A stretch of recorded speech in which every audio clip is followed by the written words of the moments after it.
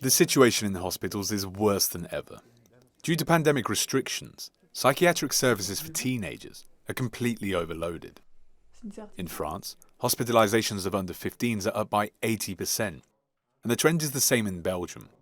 At the Erasmus Hospital in Brussels, consultation requests have tripled since September.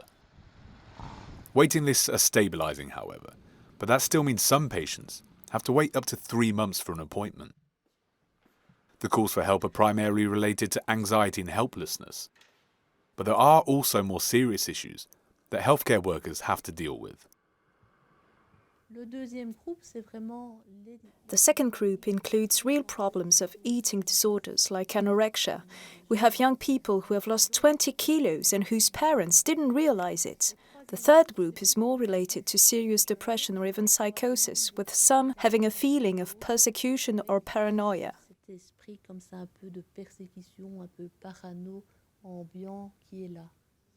To meet these demands, working methods are being modified, with shorter but more intense hospitalizations being implemented.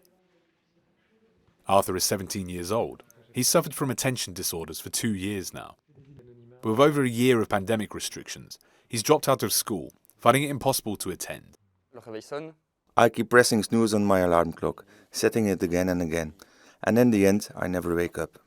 The rest is more complicated, going to school, staying there and thinking that I'm still here for 3 hours and I have to stay like that in my seat, waiting for the day to end. So it's enough for anyone to say to me, come on, let's skip school, and yes, I'm going to skip it because I don't feel like going to school anymore.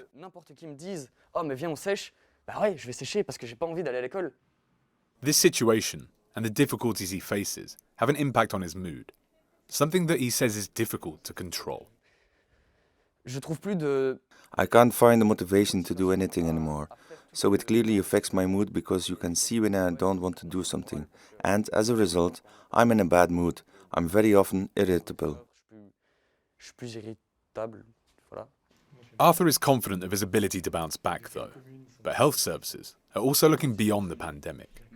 The same young people affected by confinement will suffer other economic or psychological consequences as a result of the post-COVID crisis that's likely to follow, with the risk of young people developing other disorders in the future.